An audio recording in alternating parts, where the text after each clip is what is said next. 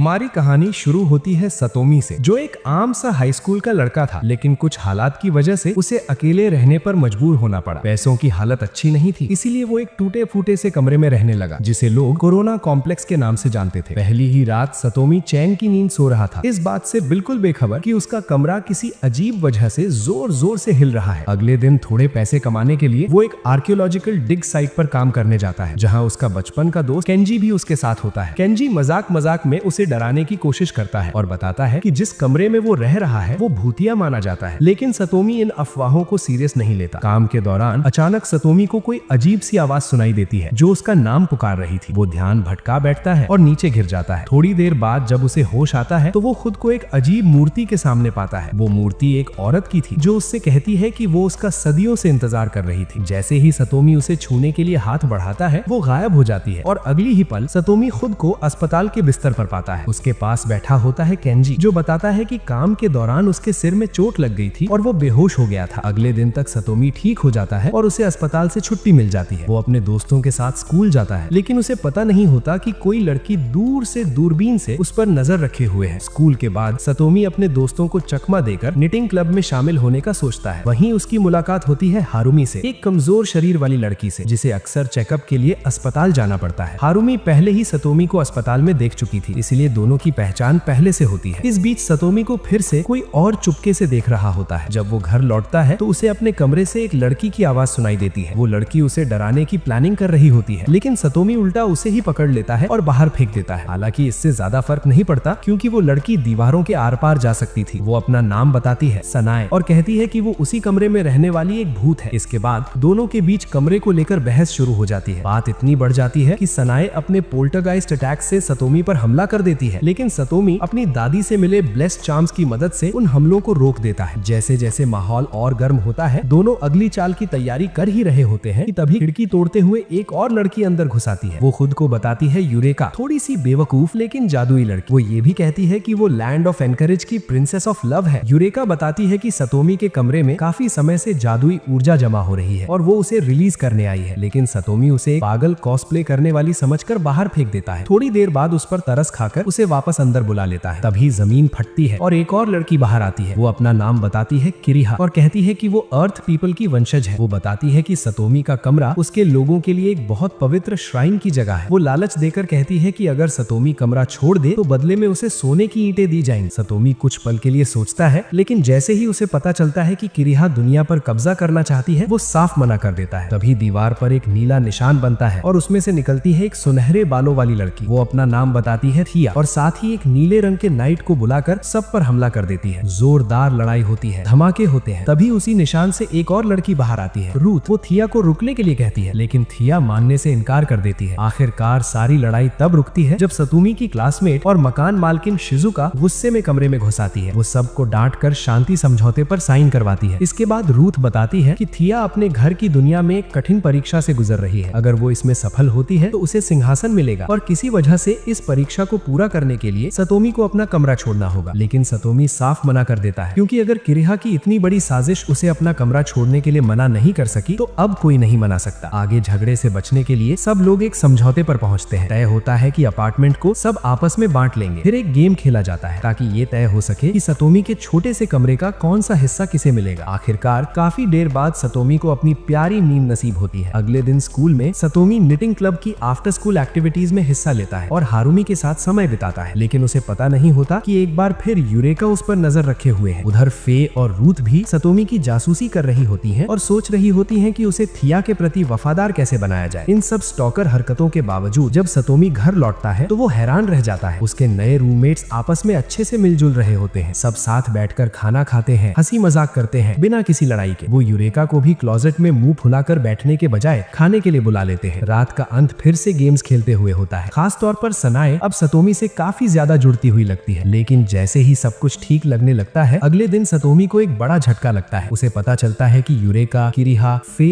और रूथ सब उसकी क्लास में नए ट्रांसफर स्टूडेंट्स बनकर आ गए हैं। वो नॉर्मल स्टूडेंट्स का नाटक करके उसकी स्कूल लाइफ को और ज्यादा बिगाड़ने आए होते हैं। यहाँ तक कि सनाए भी स्कूल गर्ल आउटफिट पहनकर उनके साथ जुड़ जाती है। हालांकि कोई और उसे देख नहीं सकता। स्कूल के पहले ही दिन फे और रूथ लड़कों की इंटिमिडेटिंग चीयर स्क्वाड से निपटती है। उधर यूरेका कॉस्प्ले क्लब से टकरा जाती है और तुरंत रिक्रूट कर ली जाती है। जाती है। घर पर रोज रोज ताश खेलने से सब ऊब जाते हैं। तभी किरिहा सुझाव देती है कि स्कूल की आने वाली मैराथन में हिस्सा लिया जाए, एक फ्रेंडली कंपटीशन की तरह। सबको ये आइडिया बहुत पसंद आता है। खास तौर पर सतोमी और फे दोनों अपने अपने दमखम दिखाने को काफी एक्साइटेड होते हैं। अगले दिन स्कूल में जब सतोमी कहता है कि उसे हारुमी की जरूरत है तो हारुमी घबरा जाती है। उसे लगता है ये कोई लव कन्फेशन है, लेकिन उसकी खुशी और हैरानी तभी खत्म हो जाती है जब उसे समझ आता है कि सतोमी बस मैराथन जीतने के लिए उसकी मदद चाहता है। उधर किरिहा ट्रैक टीम की रिप्रेजेंटेटिव बनने की ट्रेनिंग करती है और अपनी फिजिक्स को चुनौती देने वाली बॉडी को बीच में नहीं आने देती। मैराथन वाले दिन जो लड़कों की चीयर स्क्वाड पहले शांत और गंभीर लग रही थी, अचानक थिया को अपनी प्रिंसेस घोषित कर देती है और उसके लिए लॉयल्टी प्लेज करती है। वहीं यूरेका कॉस्प्ले क्लब के साथ रोती धोती एंट्री लेती है। जैसे ही रेस शुरू होती है, किरिहा सीढ़ियों पर लोगों की भीड़ लगवाकर तेजी से बढ़त बना लेती है, लेकिन थिया बॉयज सिम स्क्वाड के चीफ के कंधे लेकर उस भीड़ को पार कर जाती है। इसी दौरान सतोमी कमजोर हारुमी को उठाकर उस भीड़ के पार ले जाता है। पीछे रह जाते हैं शिजुका, केंजी और यूरेका। रेस आगे बढ़ती है। रास्ते में सतोमी को कुछ रुकावटें रोक लेती हैं। वो हारुमी से कहता है कि वो उसके बिना आगे बढ़ जाए। हारुमी मन मारकर मान जाती है, लेकिन थोड़ी ही देर में सतोमी फिर से उससे आगे निकल आता है। वो ऑब्स्टिकल कोर्स में थिया और उसके अजीब से दिखने वाले घोड़े को हराकर सबसे आगे निकल जाता है। इसी दौरान सनाए हवा में तैरते हुए सतोमी को देखती रहती है जब वो पूरी ताकत लगाकर जीतने की कोशिश कर रहा होता है। उधर हारुमी को यूरेका मिलती है जो कॉस्प्ले क्लब की जबरदस्ती मेड आउटफिट पहने लड़खड़ा रही होती है। हारुमी साथ फिनिश करने का सुझाव देती है, जिसके लिए यूरेका शुक्रगुजार होती है, लेकिन हारुमी का शरीर ज्यादा देर साथ नहीं देता। वो अचानक घुटनों के बल गिरकर बेहोश हो जाती है। मजबूरी में यूरेका को अपनी मैजिकल गर्ल पावर्स इस्तेमाल करनी पड़ती हैं। वो हारुमी को ठीक कर देती है और इस दौरान अपनी शक्तियां भी उसके सामने उजागर हो जाती हैं। उधर सतोमी फिनिश लाइन के पास पहुंचकर गलत फहमी में समझ लेता है कि वो जीत चुका है और वहीं तुरंत बेहोश हो जाता है। मुख्य मुकाबला बाहर हो जाने पर किरिहा और थिया पहले स्थान के लिए आपस में भिड़ने का फैसला करती हैं। लेकिन इसी बीच जब सबका ध्यान बटा हुआ होता है, हारुमी और यूरेका लगभग बेहोश से पड़े सतोमी को घसीटते हुए फिनिशिंग लाइन के पार पहुंचा देती हैं और इसी के साथ निटिंग क्लब और कॉस्प्ले क्लब दोनों को ही जीत मिल जाती है। इतना सब होने के बाद भी पूरी गैंग फिर से अपने रोज वाले ताश के खेल में लग जाती है, जैसे कुछ हुआ ही ना हो। कुछ समय बाद पूरे ग्रुप को एक हॉट स्प्रिंग्स रिजॉर्ट का न्योता मिलता है। सब लोग थोड़ा रिलैक्स करने के लिए जाने के लिए मान जाते हैं, लेकिन जैसे ही वो लोग उस इन में पहुंचते हैं तो ये देखकर निराश हो जाते हैं कि कमरा सतोमी के अपार्टमेंट जितना ही छोटा होता है। बीच पर लड़कियां अपने अपने स्विम सूट में सतोमी को इम्प्रेस करने की कोशिश करती हैं, लेकिन सतोमी की नजर बार बार सिर्फ हारुमी पर ही जाती है। ये देखकर बाकी लड़कियां भड़क जाती हैं। सजा के तौर पर वो सतोमी को रेत में गाड़ देती हैं, लेकिन तभी चश्मा और फेडोरा पहने दो अजीब से आदमी आ जाते हैं। वो खुद को डिस्कॉर्ड मॉडरेटर्स बताते हैं और लड़कियों को पकड़ने की कोशिश करते हैं, लेकिन बुरी तरह फेल हो जाते हैं। इसके बाद हॉट स्प्रिंग के वो सीन आते हैं जो यूट्यूब पर दिखाए नहीं जा सकते। फिर सब लोग सोने चले जाते हैं। रात में रूथ अचानक चौंक कर जाग जाती है क्योंकि नींद में सतोमी गलती से उसे छू लेता है, लेकिन जब पता चलता है कि सतोमी असल में लड़कियों के बारे में नहीं बल्कि बीटल्स का सपना देख रहा था तो रूथ और भी गुस्सा हो जाती है। उसे लगता है कि सतोमी को बीटल्स उससे ज्यादा पसंद है। गलतफहमी साफ होने के बाद सब फिर से सो जाते हैं। कुछ देर बाद सतोमी की मुलाकात चट्टान के किनारे किरिहा से होती है। दोनों बात कर ही रहे होते हैं कि सनाए उन्हें डराने की कोशिश करती है, लेकिन उल्टा सतोमी के गले में पड़े चार्म्स की वजह से सनाए खुद ही झटका खा जाती है। अगली सुबह इस बात पर झगड़ा हो जाता है। सनाए को लगता है कि सतोमी ये चार्म्स इसलिए पहनता है क्योंकि वो उससे नफरत करता है। रोती हुई वो वहाँ से भाग जाती है, लेकिन रास्ते में वही दो अजीब आदमी जो पहले दिन दिखे थे सनाए को पकड़ लेते हैं। वो बताते हैं कि वो गोस्ट हंटर्स हैं और सनाए को बेचकर मोटी कमाई करना चाहते हैं। उधर बाकी सब लोग बीच पर मस्ती कर रहे होते हैं और सनाए को उनकी कार में ले जाया जा रहा होता है। वहाँ उसकी मुलाकात होती है एक और गोस्ट लेडी से। वो उसे समझाती है कि कोई भी उसे बचाने नहीं आएगा क्योंकि इंसान भूतों के पास रहना नहीं चाहते। इधर सतोमी और हारुमी सनाए के अचानक गायब होने की बात करते हैं। सतोमी को उनकी साथ की मस्ती याद आती है। यही बात उसे सनाए को ढूंढने के लिए मजबूर करती है, लेकिन रास्ते में वो फिर से कॉस्प्ले क्लब को यूरेका के साथ बदतमीजी करते देखता है। वो समझदारी दिखाते हुए उन्हें अनदेखा कर देता है। कमरे में पहुंचकर सतोमी अपने सारे चार्म समेटता है और गलती से पूरा कमरा उड़ा देता है। इसके बाद बाकी लड़कियां भी उसका साथ देने का फैसला करती हैं। सब मिलकर सनाए को ढूंढने निकल पड़ते हैं। उधर गोस्ट लेडी सनाए का हौसला तोड़ती रहती है। वो बताती है कि सनाए भी एक वांटेड गोस्ट है और इंसान और भूत हमेशा के दुश्मन होते हैं। अचानक सतोमी और पूरी गैंग उस जगह पर धावा बोल देती है जहाँ सनाए को रखा गया था। भयंकर लड़ाई शुरू हो जाती है। चारों तरफ बुरी आत्माएं होती है। सतोमी सनाए को बचाने दौड़ता है, लेकिन गोस्ट लेडी बैंगड़ी आग से बनी एक डरावनी राक्षसी शक्ल ले लेती है। वो सनाए की ऊर्जा चूसकर और ताकतवर हो जाती है, लेकिन सतोमी तेज दिमाग लगाता है। वो अपने चार्म्स की चमक उस राक्षस पर डालता है जिससे वो कुछ पल के लिए जम जाती है। इसी मौके पर सतोमी चार्म्स की शक्ति को एक सेलेस्टियल ब्लेड में बदल देता है और उसे सीधे दानव पर फेंक देता है। ब्लेड उसे ढेर कर देता है और सनाए आजाद हो जाती है। सनाए खुशी से रो पड़ती है क्योंकि उसे यकीन हो जाता है कि उसके दोस्त वाकई उसे बचाने आए थे। सबकी जिंदगी फिर से वैसी ही हो जाती है जैसी सिर्फ एनिमे में नॉर्मल मानी जाती है, लेकिन अब सनाए पहले से भी ज्यादा सतोमी से चिपकने लगती है। कुछ समय बाद सतोमी स्कूल फेस्टिवल के लिए एक प्ले तैयार करने में सबकी मदद मांगता है। सब खुशी खुशी मान जाते हैं। तभी यूरेका पूछती है कि क्या वो अपार्टमेंट में एक पेट ला सकती है, लेकिन जैसे ही पता चलता है कि वो पेट असल में एक बीटल है, सतोमी घबरा जाता है। उसे डर लगता है कि अगर रूथ को पता चला तो वो भड़क जाएगी और इसी डर में पूरा ग्रुप उस बीटल को छुपाने में लग जाता है। उस रात देर तक यूरेका, सनाए और सतोमी तीनों मिलकर स्कूल के प्ले के लिए आइडिया सोचते रहते हैं। हैरानी की बात ये होती है कि फे भी पूरी मेहनत से उनकी मदद करने की कोशिश करती है। अगले दिन स्कूल में पूरी गैंग स्कूल फेस्टिवल की तैयारी शुरू करती है। सब ये तय करते हैं कि प्ले में कौन सा रोल कौन निभाएगा। जहाँ यूरेका को एक बैकग्राउंड कैरेक्टर दिया जाता है, वहीं सतोमी को मेन लीड का रोल मिलता है। उसी शाम सतोमी और हारुमी स्कूल की छत पर बैठकर अपने अपने रोल के बारे में बात करते हैं। दोनों मानते हैं कि वो एक साथ घबराए हुए भी हैं और एक्साइटेड भी। अगले दिन थेया प्ले के प्रॉप्स से भरा एक बैग स्कूल ले आती है, लेकिन जैसे ही वो सतोमी को देखती है वो थोड़ा घबरा जाती है। उसे अपने होम वर्ल्ड के ब्लू नाइट की याद आ जाती है, जिस पर ये प्ले आधारित है। इसके बाद पूरा दिन थेया चुपचाप सतोमी को सिखाती रहती है कि ब्लू नाइट की असली भावना को कैसे अपनाना है। जैसे जैसे सतोमी उस किरदार में ढलता है, थेया का झुकाव उसकी तरफ और बढ़ता जाता है। उधर यूरेका और सनाए बीटल की देखभाल कर रही होती है, बिल्कुल इस बात से अनजान की गुस्से से भरी रूथ उन्हें लगातार देख रही है। स्कूल में जब थेया सतोमी और हारुमी को साथ में रिहर्सल करते देखती है तो उसे अपने होम वर्ल्ड की एक प्रिंसेस की याद आती है। उसे हारुमी में उस प्रिंसेस की झलक दिखती है और वो सोचने लगती है कि वो क्यों नहीं। इसी सोच में डूबी थेया पर अचानक एक लाइट गिरने लगती है, लेकिन ठीक वक्त पर सतोमी उसे बचा लेता है। इस घटना के बाद थेया की फीलिंग्स उसके लिए और गहरी हो जाती है। घर लौटने पर पूरी गैंग इस हालात पर चर्चा करती है। फे को लगने लगता है कि उसकी राइवल उस पर हमला करने की कोशिश कर रही है। समय के साथ रिहर्सल और ट्रेनिंग जारी रहती है। दिन के आखिर में फे और सतोमी अकेले रुककर प्रैक्टिस करते हैं। इधर हारुमी धीरे धीरे सबसे दूर होती जा रही होती है। उधर रूथ बीटल की वजह से यूरेका को अपार्टमेंट से भगा देती है, इसलिए लड़कियां यूरेका को स्कूल में छुपाने का फैसला करती हैं। रूथ का गुस्सा तभी शांत होता है जब वो सतोमी और थेया को साथ में नाचते और मजाक करते देखती है। अचानक जिम में एक अजीब सी डिस्टॉर्शन महसूस होती है। वहीं फे की राइवल क्लान दिखाई देती है, जिसके पास अर्थ से बने मटेरियल्स का एक खतरनाक हथियार होता है। फे तुरंत लड़ाई करने दौड़ती है, लेकिन सतोमी उसे रोक देता है। दोनों क्लान के हमले से बाल बाल बचते हैं। क्लान सतोमी का मजाक उड़ाती है और कहती है कि वो सिर्फ ब्लू नाइट की सस्ती नकल है। गुस्से में सतोमी उस पर हमला करता है और सब तब हैरान रह जाते हैं जब उसकी तलवार क्लान की डिफेंस को तोड़ देती है। आखिरी कोशिश में क्लान एक और हथियार बुलाती है, लेकिन किरेहा के फेमिलियर्स उसे तुरंत तबाह कर देते हैं। एक जोरदार धमाका होता है, जिसका फायदा उठाकर क्लान भाग निकलती है, लेकिन वो सीधे जैनिटर्स क्लोजेट में जा गिरती है, जहाँ यूरेका छुपी होती है। यूरेका उस पर गिर पड़ती है और गलती से उसे बेहोश कर देती है। अगले दिन सतोमी और उसके दोस्त स्कूल फेस्टिवल में प्ले परफॉर्म करते हैं। इस बार सब कुछ बिल्कुल सही चलता है, लेकिन कहानी यहीं खत्म नहीं होती। कहीं और एक रहस्यमयी लड़की जादू से एक विशाल चट्टान उठाकर उसे 2 हिस्सों में तोड़ देती है। वो बड़बड़ाती है कि यूरेका का अंत अब करीब है। अगले दिन स्कूल में ये रहस्यमयी लड़की माकी के रूप में सामने आती है। वो एक नई ट्रांसफर स्टूडेंट होती है। यूरेका उसे देखते ही पहचान लेती है और खुशी से गले लगा लेती है। वो सबको बताती है कि माकी एक इविल मैजिकल गर्ल है जो सतोमी का कमरा हथियाना चाहती है। उसी दिन बाद में दोनों आमने सामने होती है। माकी साफ कहती है कि वो यूरेका को पूरी तरह खत्म करना चाहती है। थोड़ी नोक-झोंक के बाद माकी जानबूझकर यूरेका को चढ़ाने के लिए कॉस्प्ले क्लब ज्वाइन कर लेती है। कुछ देर बाद हारुमी यूरेका को अलग ले जाती है। वो बताती है कि वो सतोमी के और करीब जाना चाहती है, लेकिन अपनी इनसिक्योरिटीज की वजह से ऐसा कर नहीं पा रही। इस पर यूरेका सलाह देती है कि हारुमी को सतोमी के साथ एक फ्रेंडली डेट पर जाना चाहिए। जब यूरेका घर लौटती है तो वो चौंक जाती है। सतोमी ने माकी को अपने घर में आने दिया होता है। यूरेका घबराकर सतोमी को समझाने लगती है कि माकी कितनी खतरनाक है, लेकिन बार बार होने वाली अजीब हरकतों और गड़बड़ियों की वजह से यूरेका अपनी बात पूरी ही नहीं कर पाती और परेशान होकर वहाँ से भाग जाती है। अगले दिन हैरानी की बात ये होती है कि यूरेका स्कूल नहीं आती, बल्कि वो अपनी मैजिकल गर्ल वाली ड्रेस पहनकर सीधे माकी से लड़ने निकल जाती है। जब ये बात सनाए और सतोमी को पता चलती है तो दोनों तुरंत उस इमारत की तरफ भागते हैं जहाँ ये लड़ाई चल रही होती है। जैसे ही वो वहाँ पहुँचते हैं, अचानक हारुमी सामने आती है। तभी माकी खुलासा करती है कि उसने हारुमी के शरीर पर कब्जा कर लिया था ताकि उसे एक तरह के बदले या दबाव की तरह इस्तेमाल कर सके और सतोमी बीच में ना आए। लेकिन तभी माकी हारुमी की तरफ आग का गोला फेंकती है और उसी पल यूरेका आगे कूद जाती है और पूरा हमला खुद पर झेल लेती है। सतोमी तुरंत यूरेका की हालत देखने लगता है। तभी सबके सामने हारुमी अचानक बदल जाती है। उसके बाल सफेद हो जाते हैं और उसके अंदर जादुई ताकत जाग जाती है। पूरा ग्रुप हक्का बक्का रह जाता है जब हारुमी ब्लू नाइट की तलवार सतोमी के लिए बुलाती है। वो बिना वक्त गवाए यूरेका को भी ठीक कर देती है। सतोमी तलवार पकड़ता है और सीधे माकी से भिड़ जाता है। दोनों के बीच जबरदस्त टक्कर होती है, लेकिन आखिरकार माकी वहाँ से भाग निकलती है और सतोमी के अपार्टमेंट की ओर चली जाती है। थोड़ी देर बाद हारुमी होश में आती है, लेकिन उसे कुछ भी याद नहीं रहता कि अभी अभी क्या हुआ या वो यहाँ कैसे पहुंची। उधर स्कूल में जब लड़कियां सतोमी और बाकी सबको कहीं नहीं ढूंढ पाती तो सब परेशान हो जाती हैं। इसी बेचैनी के बीच हिया के दिमाग में सतोमी को चूमने का ख्याल आ जाता है और ये सोचते ही वो खुद पर ही शर्मिंदा हो जाती है। उसी वक्त माँ की सतोमी के कमरे में पहुंच जाती है और वहाँ जमा भारी मात्रा की जादुई शक्ति अपने काबू में करने की तैयारी करने लगती है। इधर यूरेका सबको अपने अतीत के बारे में बताती है। वो कहती है कि माकी की ऑर्गेनाइजेशन ऑर्गेनाइजेशन ने उसे कभी बंधक बना लिया था, लेकिन उसके मेंटर ने अपनी सारी जादुई शक्ति कुर्बान करके उसे बचाया था और उसी के बदले यूरेका उनकी सक्सेसर बनी। जब पूरा ग्रुप आखिरकार अपार्टमेंट लौटता है तो वहाँ माकी को पाता है और फिर से जोरदार लड़ाई शुरू हो जाती है। इस बार फे और किरिहा भी लड़ाई में शामिल हो जाती है। यूरेका और सतोमी अब साथ साथ लड़ते हैं। सतोमी माकी के हमलों से बचाव करता है जबकि यूरेका आगे बढ़कर हमला करती है। धीरे धीरे पूरा ग्रुप माकी पर भारी पड़ने लगता है। आखिरी बार शिजुका करती है जब वो वहाँ पहुँचती है और अपार्टमेंट की हालत देखती है। हार मानने को तैयार ना होकर माकी अपनी बची खुची जादू से वहाँ से गायब हो जाती है। सब कुछ शांत हो जाता है और हालात फिर से सामान्य हो जाते हैं। अब सतोमी और हारुमी आखिरकार एक फ्रेंडली डेट पर जा पाते हैं। उनके साथ यूरेका और केंजी भी होते हैं पूरा सपोर्ट देने के लिए। डेट के बाद जब सब सो रहे होते हैं, किरिहा अपने चीफ इन कमांड से बात करती है। वो लोग सतोमी का कमरा जबरदस्ती लेने की योजना बताते हैं, लेकिन किरिहा इस प्लान को ठुकरा देती है और कहती है कि जोर जबरदस्ती की कोई जरूरत नहीं है। अगले दिन सतोमी और किरिहा पूरा दिन साथ घूमते हैं। आखिर में दोनों एक बेंच पर बैठकर अपनी पसंद और रुचियों पर बात करते हैं। सतोमी कहता है कि शुरुआत में किरिहा काफी डरावनी लगी, लेकिन अब उसे लगता है कि वो इतनी अच्छी है कि अर्थ पर हमला कभी कर ही नहीं सकती। ये सुनकर किरिहा सतोमी से डेट पर चलने को कहती है। अगले वीकेंड दोनों कार्निवल में साथ बिताते हैं, जबकि बाकी लड़कियां छुप छुप कर उनका पीछा कर रही होती हैं। कुछ समय बाद स्कूल में सब क्रिसमस के बारे में बातें करते हैं और ये हर किसी के लिए कुछ खास मायने रखता है, खासकर सतोमी के लिए। स्कूल के बाद सतोमी एक बेकरी में जॉब करने लगता है और हॉलीडेज के फ्लायर्स बांटता है। अगले दिन जब वो घर लौटता है तो हैरान रह जाता है। लड़कियों ने उसके लिए एक सरप्राइज पार्टी रखी होती है। ये सब उसके लिए धन्यवाद दिखाने के लिए होता है जो उसने उनके लिए किया था। पार्टी के बाद सतोमी और हारुमी साथ टहलने जाते हैं। तोहफे में सतोमी उसे वो स्कार्फ देता है जो उसने क्लब के पहले दिन बुना था। अचानक हारुमी बदल जाती है और थिया के होम वर्ल्ड की प्रिंसेस बन जाती है। वो सतोमी को एक तलवार देती है शुक्रिया के निशान के तौर पर। सतोमी उसे खुशी खुशी स्वीकार करता है और इसी के साथ छोटे से अपार्टमेंट में खुशी से भरी हुई और बिना किसी नई गड़बड़ी के पूरी गैंग अपना हॉलीडे सीजन खत्म करती है। वीडियो देखने के लिए आप सभी का बहुत बहुत धन्यवाद।